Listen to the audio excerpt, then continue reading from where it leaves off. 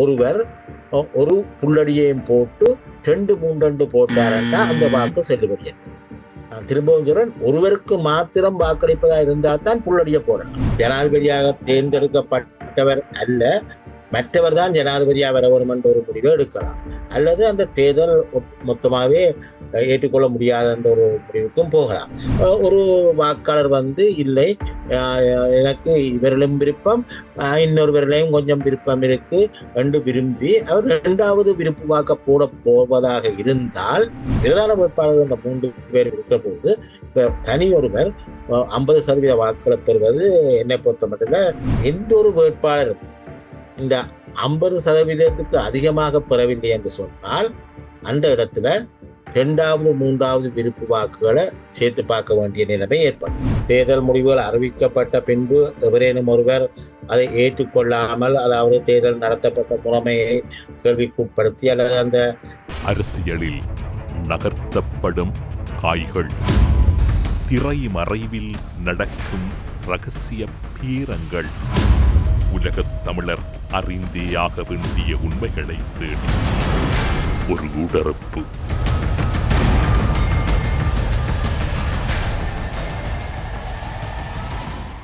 கொழும்பு பல்கலைக்கழகத்தின் சட்டத்துறையினுடைய பேராசிரியர் சர்வேஸ்வரன் அவர்களை ஊடறுப்பு நிகழ்ச்சியோடு இணைத்திருக்கின்றோம்.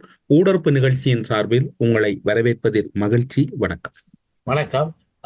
உண்மையில தமிழரசு, நான் முதலில் உங்களுக்கு ஒரு வாழ்த்தை தெரிவிக்க வேண்டும். ஏனென்று சொன்னால், இந்த ஊடறுப்பு என்ற உங்களுடைய இந்த நிகழ்ச்சி உண்மையில 1000 ஊடறுப்பு, அதாவது அது ஒரு சாதனையான ஒரு மைல்கல். அதை தாண்டி 1000 தடவைகள் இந்த ஊடறுப்பு நிகழ்ச்சி நடாத்தப்பட்டு அதற்கு அப்பாலும் சென்று கொண்டிருக்கின்றது. உண்மையில நீங்கள் உலகெங்கும் பிறந்திருக்கக்கூடிய தமிழ் மக்களை ஒன்றாக இணைத்து அவர்களுக்கு எங்களுடைய புலத்திலே நடைபெறுகின்ற விடயங்கள் தொடர்பான அறிவூட்டல்களை அவர்களை வழங்குவதுடன் அவர்களை சிந்திக்க வைக்கின்றீர்கள். அந்த வகையில நீங்கள் எங்களுடைய இனத்திற்கும் எங்களுடைய மண்ணிற்கும் மிகவும் ஒரு ஆக்கப்பூர்வமான ஒரு நல்லதொரு பங்களிப்பை வழங்கி கொண்டிருக்கின்றீர்கள். அது பாராட்டப்பட வேண்டியது. 1000 அல்ல, பல 1000 நிகழ்வுகளை கடந்து இந்த ஊடறுப்பு தொடர்ந்து இருக்க வேண்டும் என்று முதலில் வாழ்த்திக் கொள்வதில் மகிழ்ச்சி அடைகிறேன். உங்களுடைய வாழ்த்துக்களுக்கும் உங்களுடைய பாராட்டுதல்களுக்கும் கடந்த காலங்களில் நீங்கள் தொடர்ச்சியாக எமக்கு வழங்கி வருகின்ற ஒத்துழைப்புகள், உங்களுடைய கருத்து உருவாக்கம் தான் எங்களுடைய மக்களினுடைய பல விடயங்களை தெளிவுபடுத்துகின்றன. மக்களின் குரலாக நாங்களும் மக்களோடு பயணிக்கின்ற அறிவுபூர்வமான கருத்துக்களை வைக்கின்ற ஒரு பெரும் களத்தில் உங்களுடைய பங்களிப்புகளை வழங்கியமைக்காகவும் லங்காஸ்ரீ மற்றும் ஊடறுப்பு நிகழ்ச்சியின் சார்பில் உங்களுக்கும் நன்றிகளை கூறிக்கொண்டு நாங்கள் வினாவுக்குள் கடந்து செல்கின்றோம். இலங்கையின் ஜனாதிபதி தேர்தல் இப்போது சூடுபிடித்திருக்கின்றது. மக்கள் வாக்களிப்புக்கு தயாராகி இருக்கின்றார்கள். அரசியல் கட்சிகள் அவர்களுடைய பிரசாரங்களை நிறுத்தி அடுத்த எதிர்பார்ப்புகளோடு இருக்கின்றார்கள். தேர்தல் பணிகளை தேர்தல் திணைக்களம் முடித்திருக்கின்றது. ஒட்டுமொத்தத்தில் மாதங்கள் நாட்களாக என்று இருந்து மணித்தியாலங்களாக மாறி இருக்கின்றது தேர்தல். இந்த தேர்தல் உண்மையில் ஜனாதிபதி தேர்தலில் வாக்களிக்கும் முறை எப்படி இருக்க போகின்றது, மக்களினுடைய தெளிவுபடுத்தலுக்காகவும் ஜனநாயக கடமையை ஊடகம் என்ற முறையில் சிறப்பாக செய்ய வேண்டும் என்ற அடிப்படையிலும் துறைசார் பேராசிரியராக வாக்களிக்கும் முறை பற்றி உங்களுடைய அரசியல் யாப்பின் என்ன விடயம் கூறப்படுகின்றது? இதனை பற்றி நீங்கள் குறிப்பிட்டது போல அரசியலமைப்பிலும் சொல்லப்பட்டிருக்கிறது. இதனை விட இந்த ஜனாதிபதி தேர்தல் தொடர்பான ஒரு பாராளுமன்றத்தால் ஆக்கப்பட்ட சட்டமும் இருக்கிறது, அதிலும் சொல்லப்பட்டிருக்கிறது. இவைகளை சேர்த்து பார்க்கின்ற பொழுது இங்கே இங்கே இந்த முறை ஜனாதிபதி தேர்தலில் இலங்கையில 39 வேட்பாளர்கள்ல ஒருவர் இறந்தபடியால 38 வேட்பாளர்கள் போட்டி போடுகின்றார்கள். அப்பொழுது இங்கே இந்த வாக்கு சீட்டு என்பது அது மிகவும் ஒரு நீளமான ஒன்றாக இருக்க போகிறது. அப்ப இந்த வாக்களிக்கின்ற பொழுது வாக்காளர்கள் அவர்களுக்கு அதாவது 3 விருப்பம்னு சொல்லுகிற பொழுது அவர்கள் முதல் விருப்பை வாக்களிக்கலாம். விரும்பினால் அவர்கள் 2வது விருப்பு வாக்குக்கு போகலாம். விரும்பினால் 3வதற்கும் செல்லலாம். அப்ப இங்க இந்த வாக்காளர்களுக்கு அவர்கள் தீர்மானிக்கலாம். இந்த போட்டி போடுகின்ற வேட்பாளர்கள்ல ஒருவருக்கு மாத்திரம் தாங்கள் வாக்களிக்க போகின்றோமா, அல்லது 2 பேருக்கு வாக்களிக்க போகின்றோமா, அல்லது 3 பேருக்கு வாக்களிக்க போகின்றோமா என்பதை தீர்மானிக்கலாம். ஆனால் ஒன்றை இங்கே கவனித்துக் கொள்ள வேணும். இங்கே 3க்கு மேல அவர்கள் வாக்குகளை அளிக்க போனார், அதாவது 1, 2, 3 என்று வருகிற போது அதற்கு மேலே அவர்கள் விரும்பினவர்களுக்கு போட போனால் அந்த வாக்குச்சீட்டு செல்லுபடியற்றதாக ஆகிவிடும். ஆகவே இங்கே வேட்பாளர்கள் கவனமாக இருக்க வேண்டும். அவர் விரும்பினால் தாங்கள் ஜனாதிபதியாக வர வேண்டும், அல்லது அவருக்குத்தான் தாங்கள் வாக்களிக்க வேண்டும், அல்லது அவருடைய கொள்கைகளை தாங்கள் ஏற்கிறோம் என்று கருதுகிற ஒருவருக்கு மாத்திரம் வாக்களித்து விட்டு செல்லலாம். அவ்வாறு ஒருவருக்கு வாக்களிப்பதாக இருந்தால் அவர்கள் ஒன்றில் அந்த வேட்பாளர்களுடைய பெயருக்கும் அவருடைய இலச்சினைக்கும் எதிரே புள்ளடிய போடலாம், அல்லது 1 என்பதை போடலாம்.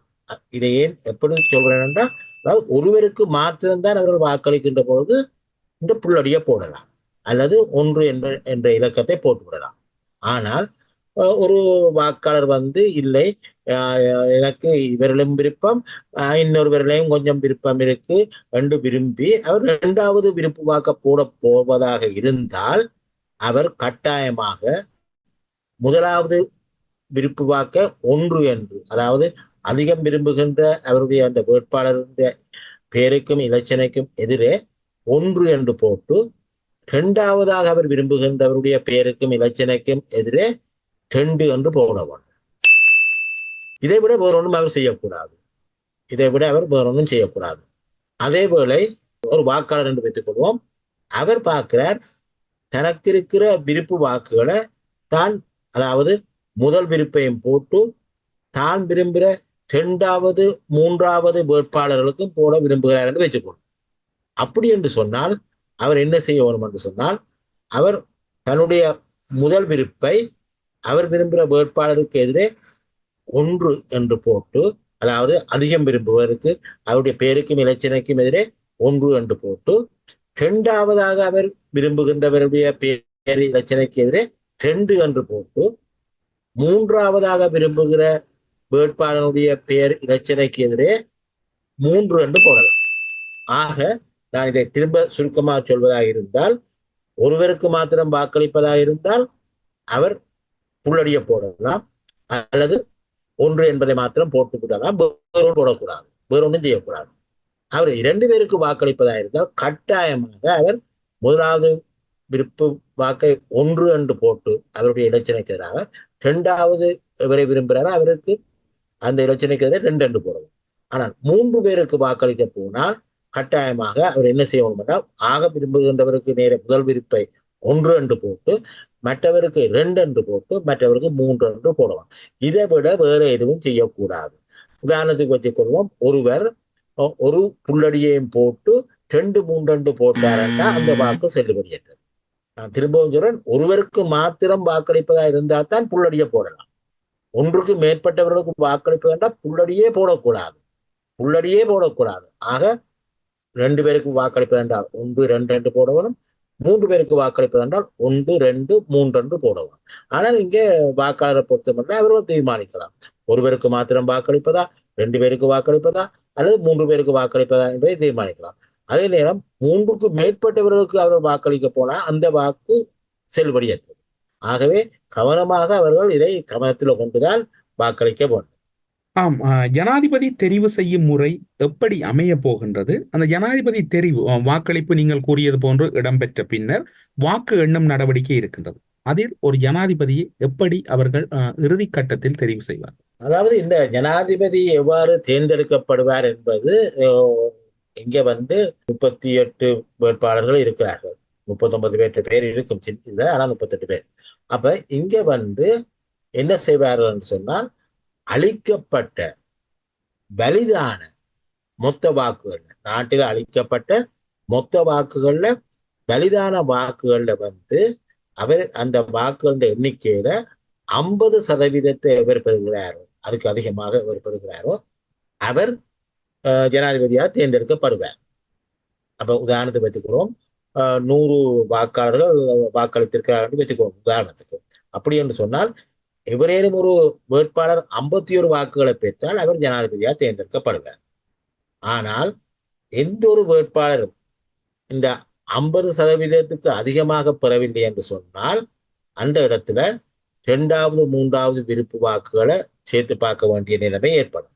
அவ்வாறான ஒரு நிலை ஏற்படைக்க என்ன செய்வார்கள் சொன்னால், இந்த மொத்தமாக இந்த 38 39 வேட்பாளர்கள்ல ஆக கூடுதலான வாக்குகளை பெற்ற முதல் 2 வேட்பாளர்களையும் பெற்றுக்கொண்டு ஏனைய வேட்பாளர்களை விலக்குவார். முதல் 2 ஆக கூடுதலாக வாக்குகள் பெற்ற முதல் 2 வேட்பாளர்களை மாத்திரம் வைத்துக்கொண்டு மற்ற வேட்பாளர்களை விலக்குவார். அவ்வாறு விலக்கிய பின்னர் இந்த நான் ஏற்கனவே குறிப்பிட்டது போல ஆக கூடுதலான வாக்குகளை பெற்ற முதல் 2 வேட்பாளர்களுக்கு மக்கள் போட்டிருக்கிற வாக்குகள் அப்படியே இருக்கு. அதை அப்படியே அவர்களுக்கு அளிக்கப்பட்ட வாக்குகளை வைத்துக்கொண்டு பின்னர் என்ன செய்வார்கள் சொன்னால் இந்த விருப்பு வாக்குகளுக்கு போவார். விருப்பு வாக்குகளுக்கு போயிருக்க என்ன செய்வார்கள் சொன்னால், இவ்வாறு விலக்கப்பட்ட இந்த வேட்பாளர்களுக்கு அளிக்கப்பட்ட வாக்குகள்ல ஒருவர் வச்சுக்கொள்வோம், விலக்கப்பட்ட ஒரு வேட்பாளருக்கு முதலாவது விருப்ப போட்டு 2வது விருப்ப இந்த இந்த முதல் 2 வேட்பாளர்கள்ல ஒருவருக்கு போட்டிருந்தால் அது அவருடைய அந்த வாக்கோடு சேர்த்து கூட்டப்படும்.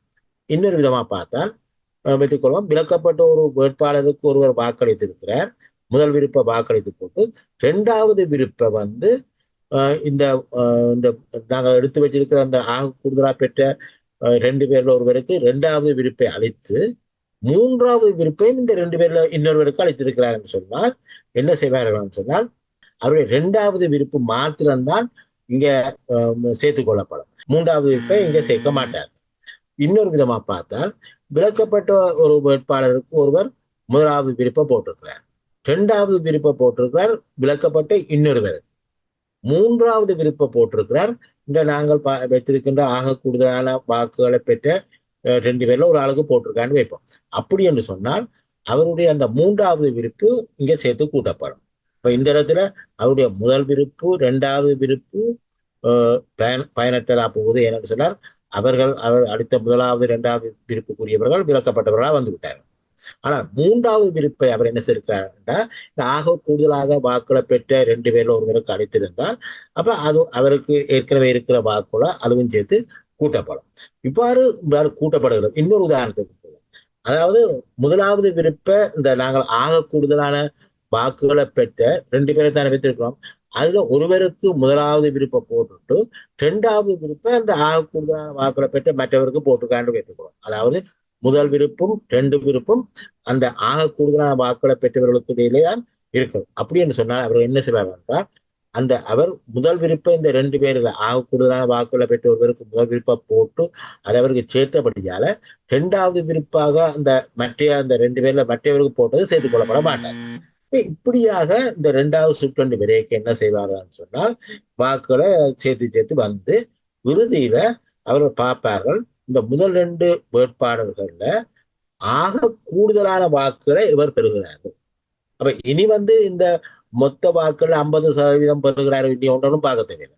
இங்க என்னத்தை பார்க்க முடியும் என்றால், இந்த 2 ஆக கூடுதலான வாக்குகளை பெற்ற அந்த 2 வேட்பாளர்கள்ல எவருக்கு ஆக கூடுதலான வாக்குகள் கிடைக்கிறதோ அவர் ஜனாதிபதியாக தேர்ந்தெடுக்கப்படுகிறார். இப்போது இருக்கக்கூடிய மிகவும் இறுக்கமான சூழ்நிலை, சில வேளை 2வது வாக்களிப்புக்கு அந்த தேர்தல் செல்வதற்கான சாத்தியக்கூறுகள் எதிர்பார்க்கப்படுகின்றன. சில வேளை அவை இல்லாமல் போகலாம்.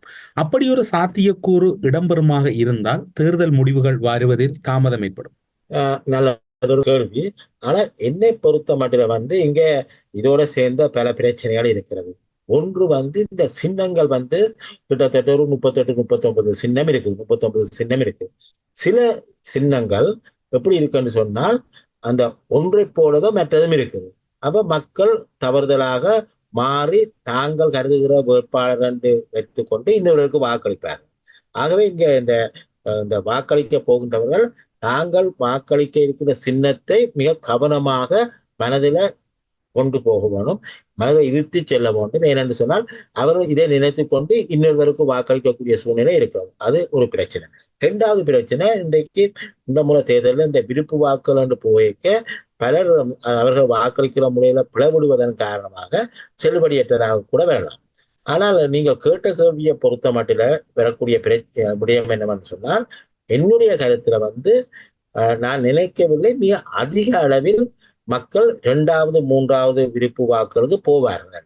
ஏனென்று சொன்னால் பொதுவாக இலங்கையில மக்களை பொறுத்த மட்டில அவர்கள் அந்த இரண்டாவது மூன்றாவது விருப்பு வாக்குகள் அளித்து அதிகம் பழக்கப்படாதவர்கள்.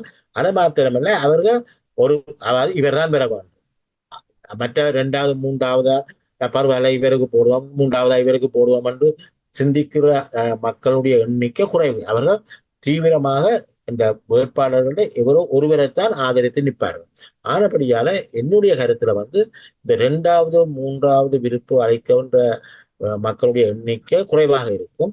ஆனபடியால நாங்கள் எதிர்பார்க்கின்ற அளவுக்கு காலவிரயம் ஏற்படும் என்று நான் நினைக்கவில்லை. இருந்தாலும் இந்த இரண்டாவது மூன்றாவது சுற்று நாங்கள் நீங்க இரண்டாவது சுற்றுல போய் விருப்பு வாக்குகள் எண்ணுகிற பொழுது காலதாமம் இருக்கும். ஆனா அதிக அளவில் இருக்க போகலை. ஏனென்றால் நான் குறிப்பிட்டது போல மக்கள் அந்த இரண்டாவது மூன்றாவது விருப்புக்கு போவது குறைவாக இருக்கும் என்பதுதான் நான் எதிர்பார்க்கிறேன். ஆனால் நீங்கள் ஏற்கனவே குறிப்பிட்டது போல பெரும்பாலும் இப்பொழுது உள்ள சூழ்நிலையில என்னை பொறுத்த மட்டும் பெரும்பாலும் இரண்டாவது அதாவது விருப்பு வாக்குகளுக்கு போக வேண்டிய ஒரு நிலைமை தான் ஏற்படும். இதற்கு என்ன காரணம் என்று சொன்னால், இன்று உள்ள நிலையில கடந்த காலங்களில் பிரதான வேட்பாளர்களாக 2 பேர் தான் இருந்தார்கள் இதுவரை. அதாவது இந்த நிறைவேற்று அதிகாரம் கொண்ட ஜனாதிபதி முறை அறிமுகப்படுத்தப்பட்டு இந்த ஜனாதிபதி தேர்தல் முறை வந்த காலத்தில் இருந்து பிரதான வேட்பாளர்களாக 2 பேர் தான் இருந்தார்கள். அவர்கள் ஒருவர் தான் தேர்ந்தெடுக்கப்பட்டார். ஆகவே இந்த மக்களை பொறுத்த மட்டும் இவருக்கு அல்லது அவருக்கு என்று வாக்களிக்கின்ற சூழ்நிலை இருந்தது. மற்றது அது அந்த வாக்குகள் பிரிபடுவதற்கான சந்தர்ப்பமும் ஏற்படலை. அதாவது பிரதான வேட்பாளர்கள் 2 பேர் இருக்கின்ற பொழுது அப்பொழுது அது ஒருவர் கூடுதலான வாக்குகளை பெறுகிறவர் 50% மேல பெற்று வெற்றி பெற்றதாகத்தான் இதுவரை இருந்தது. நான் நினைக்கிறேன் ஒரு தடவை ஜனாதிபதியாக வந்த மஹிந்த ராஜபக்ச அவர்கள் நினைக்கிறேன் 50.08 அப்படி ஒரு வாக்குகளை சதவீத வாக்குகளை பெற்று மட்டுமட்டான ஒரு வெற்றியை பெற்று கூடியதாக இருந்தது. ஆனால் இரண்டாவது மூன்றாவது விருப்புகளுக்கு போக வேண்டிய தேவை ஒரு முறையும் ஏற்படல.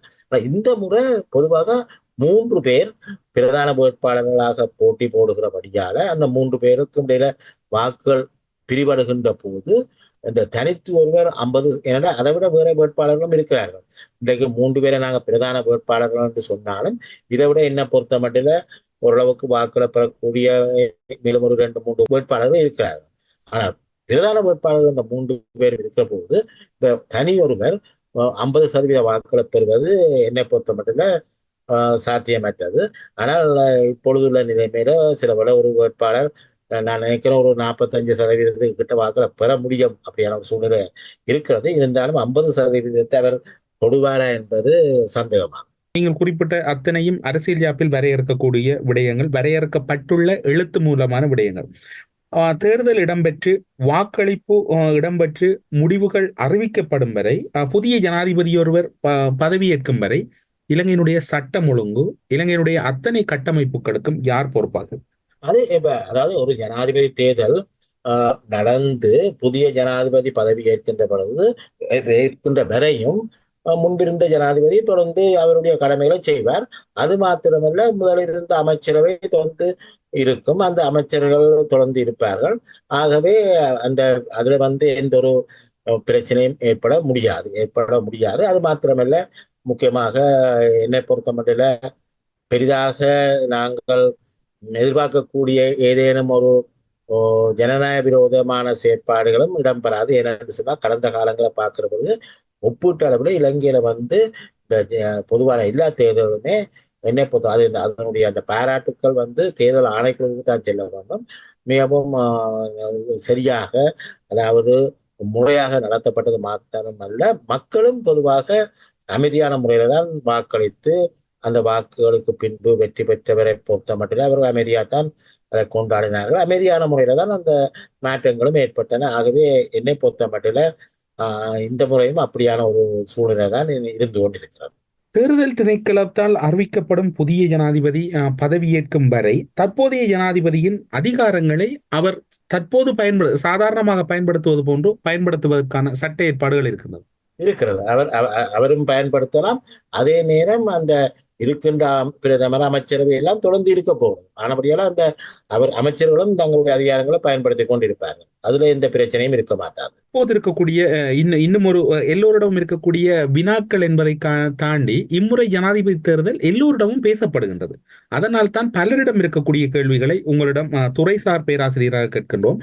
புதிய ஜனாதிபதி தெரிவு செய்யப்பட்டு சில மணி நேரங்களுக்கு முன்னர் அரசியல் யாப்பில் வரையறுக்கப்பட்ட அதிகாரங்களை நடைமுறைப்படுத்த இப்போது இருக்கக்கூடிய ஜனாதிபதிக்கு முடியும். அதாவது அவர் புதிய ஜனாதிபதி பதவி ஏற்கின்ற வரையும் இன்றுள்ள ஜனாதிபதி தனக்குள்ள அதிகாரங்களை சட்டத்தின்படி பயன்படுத்தி கொண்டிருப்பார். தேர்தல் தினத்தில் இருந்து புதிய ஜனாதிபதி தெரிவு செய்யப்படும் வரை தேர்தல் திணைக்களம் மற்றும் நீதித்துறையின் கடமைகளும் அதிகாரங்களும், குறிப்பாக சொல்ல போனால் நீதித்துறைக்கும் இந்த தேர்தல் திணைக்களத்துக்கும் இடையில் இருக்கக்கூடிய தொடர்புகள் அல்லது அவர்களுக்கு இடையில் வரையறுக்கப்பட்டிருக்கக்கூடிய அதிகாரங்கள், ஒருவேளை நீதித்துறையினுடைய உதவியை நாடுகின்ற ஒரு சூழ்நிலைக்குள் தேர்தல் திணைக்களம் செல்லுகின்ற அப்படியான வாய்ப்புகள் இருக்கின்றதா அல்லது அப்படியான சந்தர்ப்பம் எழுவதற்கு சந்தர்ப்பம் இல்லையா? என்னை பொறுத்த மட்டும் அப்படியான ஒரு சந்தர்ப்பம் எழ முடியாது. ஆனால் சில வேளைகள்ல தேர்தல் முடிவுகள் அறிவிக்கப்பட்ட பின்பு எவரேனும் ஒருவர் அதை ஏற்றுக்கொள்ளாமல், அதாவது தேர்தல் நடத்தப்பட்ட முறைமையை கேள்விக்குட்படுத்தி அல்லது அந்த அவர் ஒருவர் ஜனாதிபதியாக தேர்ந்தெடுக்கப்பட்டது செல்லுபடியற்றது என்று சொல்லி நீதிமன்றத்துக்கு போக முடியும். அவ்வாறான ஒரு வழக்கை எவரேனும் ஒருவர் உயர் நீதிமன்றத்துக்கு கொண்டு வருவாராக இருந்தால் பின்னர் உயர் நீதிமன்றம் அங்க தீர்மானத்தை எடுக்க முடியும். அதாவது அப்படி அந்த வழக்கை விசாரித்து அதன் பின்னர் உண்மையில ஜனாதிபதியாக தேர்ந்தெடுக்கப்பட்டவர் அல்ல, மற்றவர் தான் ஜனாதிபதியாக வர வேண்டும் என்ற ஒரு முடிவை எடுக்கலாம். அல்லது அந்த தேர்தல் மொத்தமாகவே ஏற்றுக்கொள்ள முடியாத என்ற ஒரு முடிவுக்கும் போகலாம்.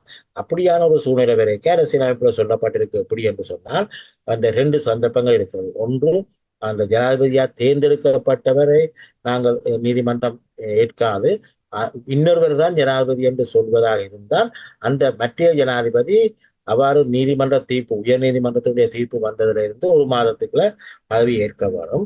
ஆனால் உயர் நீதிமன்றம் அந்த ஜனாதிபதி தேர்தல் செல்லுபடியற்றது ஒரு தீர்ப்பை வழங்குமாக இருந்தால் அவ்வாறு தீர்ப்பு வழங்கப்பட்டதிலிருந்து 3 மாதங்களுக்குள்ள ஜனாதிபதி தேர்தலுக்கு செல்ல வேண்டி வரும்.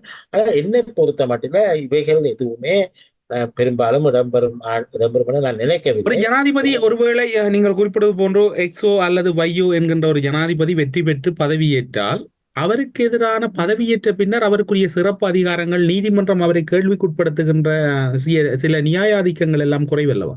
இல்ல, இதுல உயர் நீதிமன்றத்துக்கு நியாயாதிக்கம் இருக்கிறது.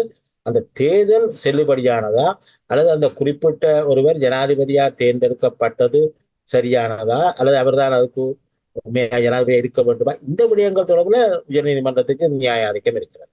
இப்ப நீங்கள் குறிப்பிடுவது பொதுவாக அது சரி, நீங்கள் அதாவது அரசியலமைப்புல சொல்லப்பட்டிருக்கிறது ஜனாதிபதிக்கு விடுபாட்டு உரிமை என்று சொல்வோம்.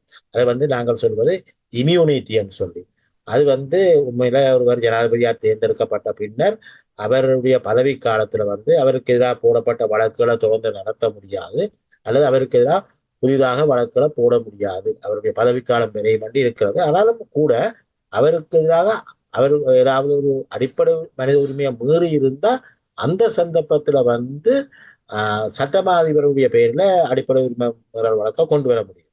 ஆனால் இதுல நீங்கள் கேட்ட இந்த விடுபாட்டு உரிமை இந்த தேர்தல் வலிதானதா அல்லது ஒருவர் தேர்ந்தெடுக்கப்பட்டது சரியானதா என்பவர்களை தீர்மானிக்கின்ற பொழுது அதை கொண்டு வர முடியாது.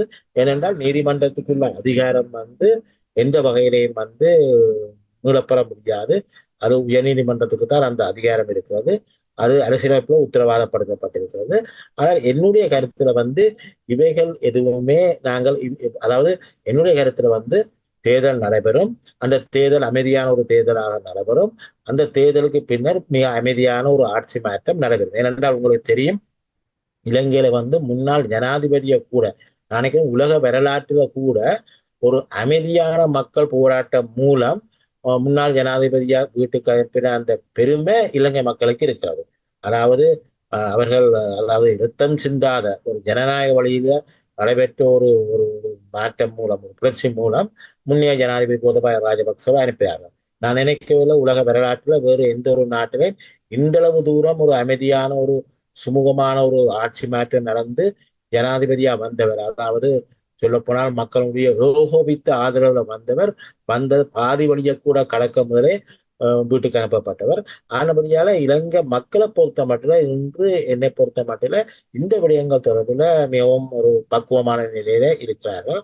ஆனபடியால என்னை பொறுத்த மட்டும் தேர்தல் அமைதியாக நடைபெறும், மிக அமைதியான ஒரு ஆட்சி மாற்றமும் நடந்தது. இலங்கையில் ஆசிய பிராந்தியத்தில் இருப்பதனால் இந்த வினாவினை கேட்கின்றேன். இலங்கையில் இவை நடந்ததற்கான தடயங்களும் இல்லை, அவற்றுக்கான வாய்ப்புகளும் இல்லை என்பது அரசியல் ரீதியான ஒரு கடந்த கால அல்லது இன்று வரையாக இருக்கக்கூடிய பதிவாக இருக்கின்றது. ஆனாலும் இந்த கேள்வியை ஆசிய பிராந்தியத்தினை அடிப்படையாக வைத்துக் கொண்டேதான் இந்த கேள்வி கேட்கப்படுகின்றது.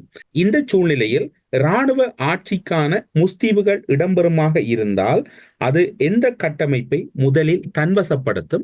அதற்கான சூழ்நிலை குறிப்பாக உதாரணங்கள் இருக்கின்றது. பாகிஸ்தான், அதே போன்ற பல நாடுகள் என்று திடீரென இராணுவ ஆட்சிகளை ஏற்படுத்துகின்றன. தங்களுக்கு ஏற்றாற்போல் தங்களுக்கு வளைந்து கொடுப்பதற்கு சில வேளைகளை, அது போன்ற ஒரு வாய்ப்பு இலங்கையில் இருக்கின்றதா? அல்லது கடந்த காலம் போல் அந்த ஒரு இந்த விடயங்களில் இராணுவம் எந்த ஒரு முன்னெடுப்புகளுக்கும் ஈடுபடாது? என்னை பொறுத்த மட்டும் நிச்சயமாக நான் சொல்வேன், அப்படியான எந்த ஒரு சூழ்நிலையும் இலங்கையில ஏற்பட மாட்டாது. உண்மையில இலங்கையில நான் நினைக்கிறேன் 1960களில் ஒரு சில பிரச்சனைகள் இருந்தன. ஆனா அதற்கு பின்பு அப்படியான எந்த ஒரு செயலும் நடைபெறவில்லை. இப்பொழுது உள்ள சூழ்நிலையில எக்காரணம் கொண்டும் அப்படியான ஒரு சூழ்நிலை எழமாட்டாது. இப்ப நீங்க கேட்டது போல இந்த ஆசியாவில் உள்ள ஏனைய நாடுகள் வரைக்க இப்படியான இராணுவ புரட்சி வரைக்க அவர்கள் முக்கியமாக இந்த கேந்திர முக்கியத்துவம் வாய்ந்த நிலையங்களை கைப்பற்றுவார்கள். அதுல சட்டவாக்க சபை, நீதிமன்றம், அதாவது இராணுவ முகாம்கள், மற்றது அந்த ஒளிபரப்பு நிறுவனங்கள், இப்படி எல்லாம் அவர்கள் செய்வார்கள்.